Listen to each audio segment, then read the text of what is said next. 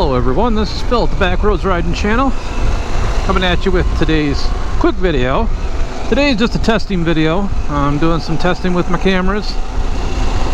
I got my GoPro Hero 11 hooked up on my helmet, my GoPro Hero 10 here on my handlebars, and I've got my Insta360 sitting in the back, mounted to the motorcycle mount, and then zip tied to the side of the bike to hopefully wow, I still can't talk, to hopefully steady the stick down a little bit. I tried this rear shot before, but the stick bounces so much I don't care for how it looks. I mean, it's okay, but I don't like the bike bouncing in the video. I mean, the stabilization of the camera is great. It keeps the shot steady even though the camera's bouncing all over the place. But the bike itself bounces a lot in the shot, and I don't really particularly care for that. So I'm going to try this. Like I said, I got it hooked to the side of the bike and then zip tied to the back of the bike. So hopefully that'll steady that shot down just a little bit. Not going to run real long today, but just testing these out. I haven't had a chance to redo my audio setup yet. I've still got, I mean, I set my helmet up the same way I did before, running with the purple Panda mic inside the helmet. It's the exact same way I ran it before, and it's going into the GoPro. Of course, the GoPro doesn't have any gain settings that are available on it, so you can't really boost your mic or lower the levels at all. So I'm kind of tossing around whether or not I'm going to go back to a recorder or if I'm going to stay with the GoPro sound. The GoPro sound seems to be halfway decent. If I do get down the road if I try out an Action 4 camera, I know that camera has built-in gain control on the mic, so I can get the audio a little bit more tuned the way I want it to be. GoPro does a pretty decent job with it, but anytime there's a spike, sometimes you'll get a little bit of a hit in the recording, and that's not the greatest. The beauty of roundabouts. Alright. So anyway, today it is about, I don't know, 70 degrees maybe a little bit warmer than that. Beautiful day out. It's a little, this is kind of Michigan sunny right here, okay? Got a little bit of cloud cover, a little bit of blue sky, although I think it's going to move more to cloud cover as we go into the afternoon. But right now it is absolutely beautiful. Not much wind today, so last few days we've had some really bad wind, and it's been hard to do any recording at all because the wind's been so strong. So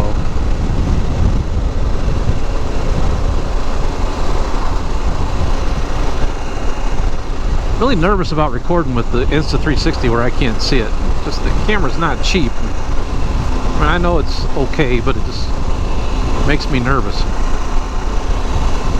I did buy the premium lens protectors for it, but I forgot to put them on before I left. So we're just running with just the straight lenses. So we'll see how it goes. Alright. So we're not going to go down through town. I'm going to cut back. Hey Cardo, music off.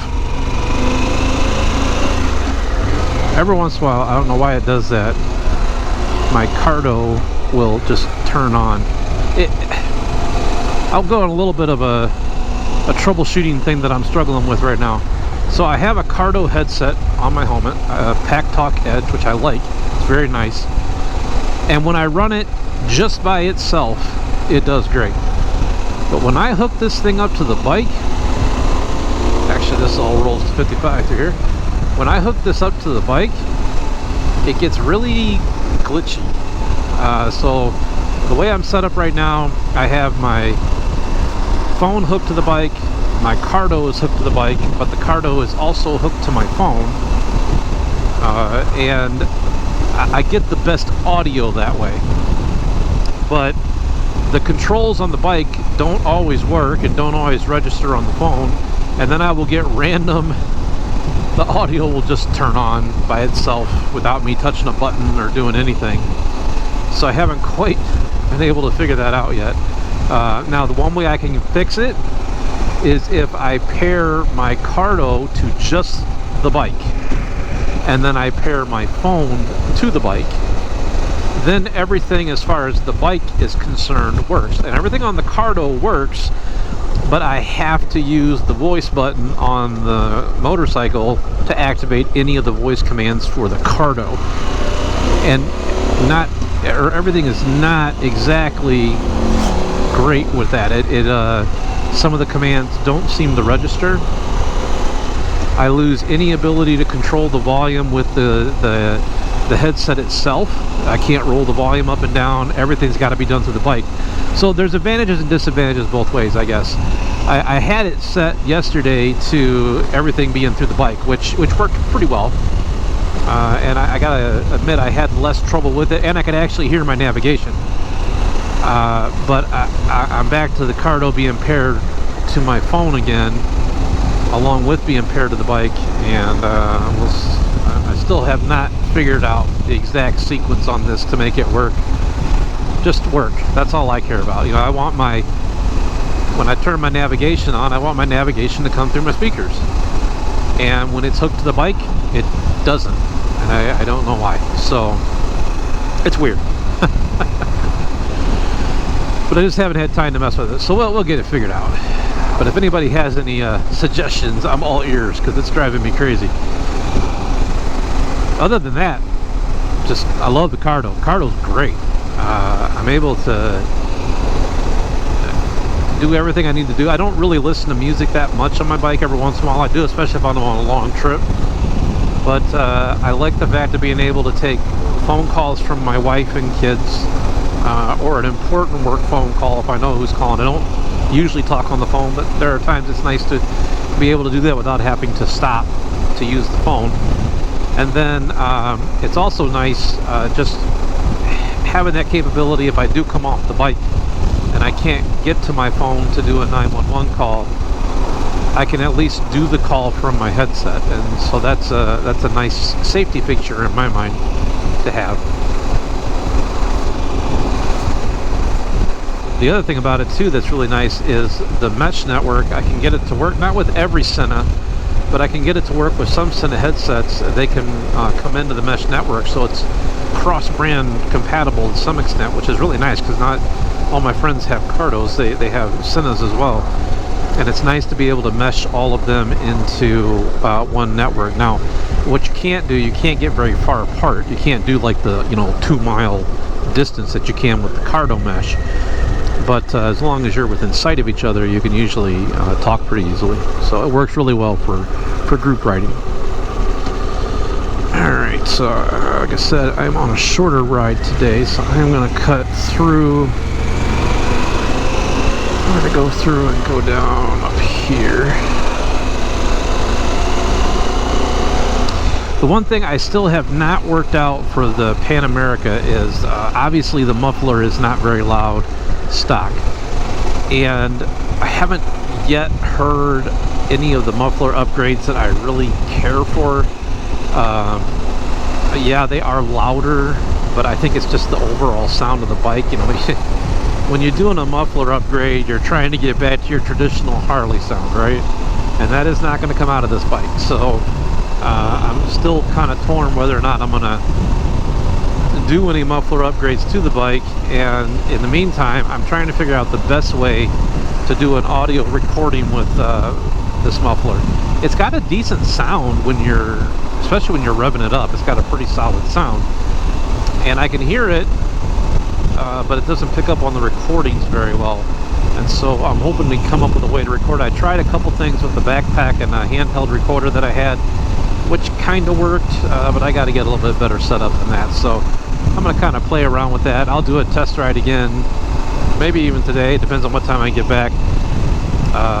But I'm going to do another test ride, see if I can get that audio a little bit better, so that when I do my rides without any logging or talking, I can have a nice sound of the bike as we're going down the road. So I'm hoping with this 360 camera that I'm going to be able to do some 360 ride videos where I'll just shut up and not say anything, and we'll just go through some of the up north sections or some of the cooler towns in Michigan and just give you guys a 360 ride through where I'm just going to ride the bike. You guys can control the camera and look at whatever you want to look at. So I'm hoping that 360 camera I can get worked out and figure it all out. I had a video that I had done, the last video I released. I had 360 footage for it, but I did something wrong with the setup on it, and the quality of it was pretty bad. I think it was sunset, and I had it on 8K 30 frames per second, and I think it was just too much for the camera as far as lighting was concerned, because they're not real great in low light, and you're definitely not doing much low light shooting with 8K. I probably should have set it at 5.7 and it would have been a better quality footage, but it was bad enough I just didn't even use it. So, but it's a learning curve for me. It's my first 360 camera, so I'm still trying to figure it all out, because it is definitely different shooting with that camera. I'm so used to having to, you know, frame my shots and get everything where I want it to be, and you can get away with a lot of that stuff with a GoPro, because the GoPro's got such a wide field of view when you take your shot that you don't have to have it exactly right. Like this camera here, just as long as I have it pointed in my direction, I can generally frame the shot and make it look good.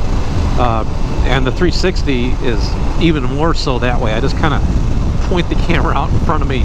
As long as I'm not in the seam line, which is on the side of the camera, I'm okay, and I can pretty much get any shot I want, which is really kind of nice.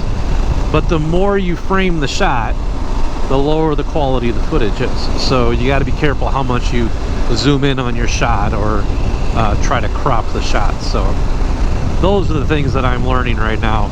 I do find that shooting on a day like today with the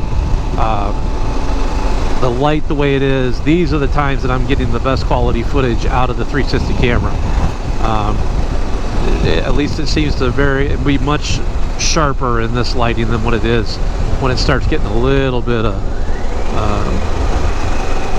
darkness to it. So, but that's okay. I don't really ride at night that much anyway, so that works. All right, we're gonna go after this guy here. All right, here we go. That's one of the things that I really like about the Pan America Special. It will get you in trouble, though. Well, that will about wrap it up for this quick video. Once again, this is just testing. I wasn't doing anything else. Wasn't really talking about much of anything. Kind of just blabbering on. Not much planning in this video at all. Well, of course, there wasn't in my last one either. But I'm going to try to get a little bit better at that. Actually plan my videos out so it's less rambling now going down the road. But if you want to see more of the videos as they come out, click that like button down there in the corner. Punch that alert button. That way you're alerted when new videos come out. And click that like button. Help me get the channel back up and started again. I feel kind of bad because I just let it sit for so long. But, you know, life happens. It's just the way it goes. But in the meantime, this weekend, for those of you who are riding, I hope you have a wonderful ride. I hope you have a great day. Do something nice for someone, make you feel better. Get the rubber side down and the shiny side up.